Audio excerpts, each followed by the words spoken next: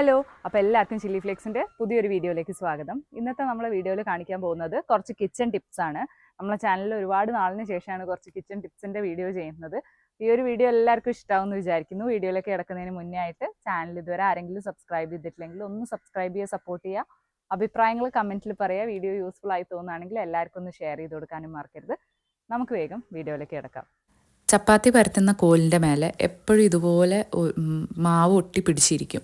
അതില്ലാതിരിക്കാൻ നമുക്ക് ചപ്പാത്തി കോല് വേണമെങ്കിൽ ഫ്രീസറിൽ എടുത്ത് വെക്കുകയാണെന്നുണ്ടെങ്കിൽ ഈ ഒരു പ്രശ്നത്തിന് പരിഹാരമാവും കേട്ടോ. അതേപോലെ തന്നെ ഫ്രീസറിൽ വെക്കാൻ ബുദ്ധിമുട്ടാണെന്നുണ്ടെങ്കിൽ നമുക്ക് എണ്ണ നല്ലപോലെ ഇതിൻ്റെ മേലെ തടവുക. അതിന് ശേഷം നമ്മൾ പരത്താനായിട്ട് യൂസ് ചെയ്യുകയാണെന്നുണ്ടെങ്കിലും നമുക്ക് ഈ ചപ്പാത്തി മാവ് കോലിൻ്റെ മേലെ ഒട്ടിപ്പിടിക്കുന്നത് ഒരു പരിധി വരെ കുറയ്ക്കാനായിട്ട് പറ്റും. ഇത് നല്ലൊരു ടിപ്പാണ്. ട്രൈ ചെയ്ത് നോക്കിയിട്ടില്ലെങ്കിൽ ഫ്രീസറിൽ വെക്കുന്നത് എന്തായാലും ട്രൈ ചെയ്ത് നോക്കിയാൽ നമുക്ക് ഇഷ്ടമാവും. അടുത്തതായിട്ട് നമ്മൾ മിക്സിയുടെ ജാറിൻ്റെ ബ്ലേഡിന് ഷാർപ്നെസ് കുറഞ്ഞാൽ എങ്ങനെ നമുക്ക് വീട്ടിൽ തന്നെ ഈസി ആയിട്ട് ചെയ്യാമെന്ന് നോക്കാം. മിക്സി നന്നായിട്ട് തുടച്ചതിന് ശേഷം അതിലേക്ക് 1 കപ്പ് ഉപ്പ് ചേർത്തി കൊടുക്കുക. എന്നിട്ട് നല്ലപോലെ മിക്സിയിൽ അടിക്കുക. അപ്പോൾ നന്നായിട്ട് പൊടിഞ്ഞ് വരുന്നത് വരെ നമ്മളിത് അടിച്ചു കൊടുക്കുക. അപ്പം ഉപ്പ് നന്നായി പൊടിഞ്ഞ് വന്നിട്ടുണ്ടാവും.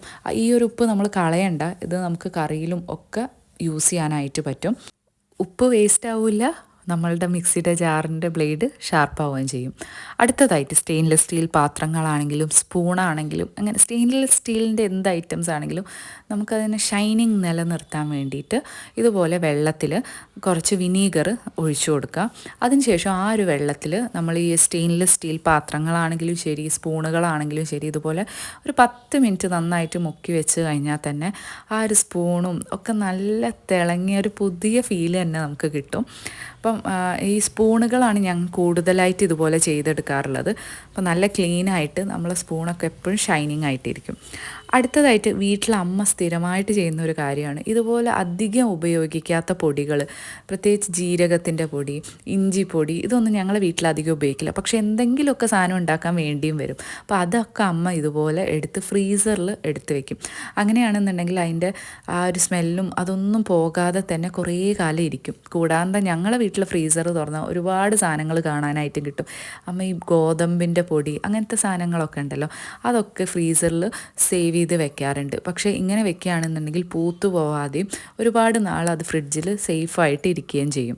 അടുത്തതായിട്ട് ഇതുപോലത്തെ പരിപ്പ് വർഗ്ഗങ്ങളിൽ പരിപ്പ്, ചെറുപയർ, ഇതിലൊക്കെ നമുക്കിങ്ങനെ ഒരു ബ്ലാക്ക് കളർ ജീവിനെ കാണാനായിട്ട് പറ്റും കുറച്ച് കാലം എടുത്ത് വെച്ചാൽ. അതില്ലാതിരിക്കാൻ വേണ്ടിയിട്ട് നമുക്കൊരു ടീസ്പൂൺ ഉപ്പ് ഇതിലേക്ക് ചേർത്ത് കൊടുക്കാം, നമ്മൾ ക്വാണ്ടിറ്റിക്ക് അനുസരിച്ചിട്ട് കേട്ടോ. എന്നിട്ട് അതിലേക്ക് ഇട്ടിട്ട് നന്നായിട്ട് താഴെ വരെ അതൊന്ന് മിക്സ് ചെയ്തെടുത്ത് വെക്കുകയാണെന്നുണ്ടെങ്കിൽ നമുക്ക് ഈ ഇങ്ങനെ കുഞ്ഞു കുഞ്ഞു പൂച്ചി പാറ്റയൊക്കെ വരുന്നത് കുറയ്ക്കാനായിട്ട് പറ്റും.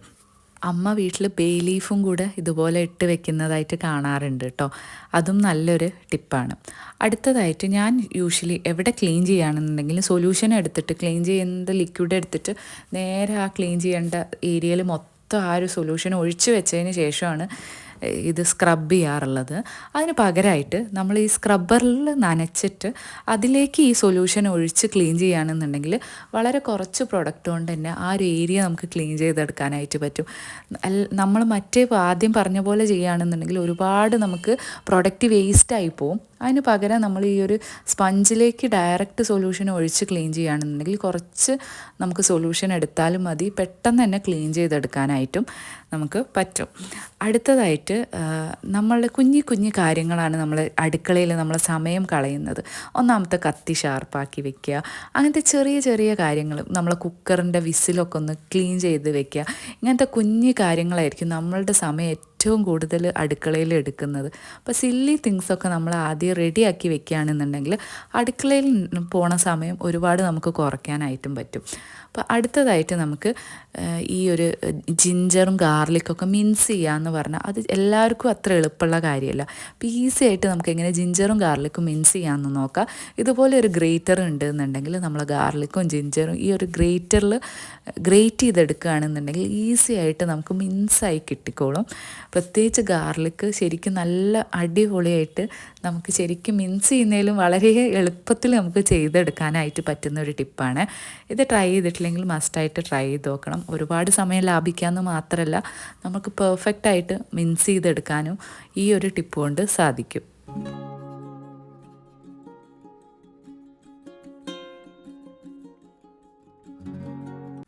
വീട്ടിലിപ്പോൾ ഒരുപാട് തക്കാളി ഉണ്ട്, നമ്മൾ തക്കാളി ഉണ്ടാക്കിയിട്ടുണ്ട്, അത് കേടായി പോകുന്നുണ്ടെങ്കിൽ അത് ഫ്രീസറിൽ വെച്ച് യൂസ് ചെയ്യുകയാണെന്നുണ്ടെങ്കിൽ ഒരുപാട് കാലം, ഒരു 1 മന്തിൻ്റെ മേലെ തന്നെ നമുക്ക് ആ ഒരു തക്കാളി യൂസ് ചെയ്യാനായിട്ട് പറ്റും. ഫ്രീസ് ചെയ്ത് കഴിഞ്ഞാൽ അത് കേടാവുക ഒന്നുമില്ല, ഒന്നും ചെയ്യേണ്ട, നമ്മൾ ജസ്റ്റ് ഫ്രീസറിൽ അങ്ങനെ എടുത്തു വെച്ചാൽ മാത്രം മതി. അടുത്തതായിട്ട് നമ്മൾ ഈ ഇതുപോലെ വെളുത്തുള്ളി നന്നാക്കുക, മീൻ നന്നാക്കിയൊക്കെ കഴിഞ്ഞാൽ എത്ര കൈ കഴുകിയാലും ആ ഒരു ഇതിൻ്റെ സ്മെല്ല് നമ്മളെ കയ്യിൽ നിന്ന് പോവില്ല. അതിന് ഈസി ആയിട്ട് നമുക്കെങ്ങനെ കയ്യിൽ നിന്ന് ആ സ്മെല്ല് പോക്കാമെന്ന് നോക്കാം. നാരങ്ങ, ഒരു ഹാഫ് നാരങ്ങ എടുത്ത് അതിലേക്ക് കുറച്ച് ഉപ്പ് കൂടെ ചേർത്തിട്ട് കയ്യിൽ ലൈറ്റായിട്ടൊന്ന് ഇതുപോലെ സ്ക്രബ് ചെയ്ത് കൊടുക്കുകയാണെന്നുണ്ടെങ്കിൽ നമ്മൾക്ക് ആ ഒരു സ്മെല്ല് നമ്മളെ കയ്യിൽ നിന്ന് ഈസി ആയിട്ട് പോവുകയും ചെയ്യും. നമ്മളെ കൈക്കും വളരെ നല്ലതാണ്. അപ്പോൾ ഇങ്ങനെ ചെയ്ത് കഴിഞ്ഞിട്ട് നല്ലൊരു മോയ്സ്ചറൈസറും കൂടി അപ്ലൈ ചെയ്താൽ മാത്രം മതി. ഈ ഒരു കുഞ്ഞു വീഡിയോ അപ്പോൾ എല്ലാവർക്കും ഇഷ്ടമായെന്ന് വിചാരിക്കുന്നു. അടുത്തൊരു നല്ല വീഡിയോ ആയിട്ട് കാണാം. അതുവരെ ടാറ്റാ.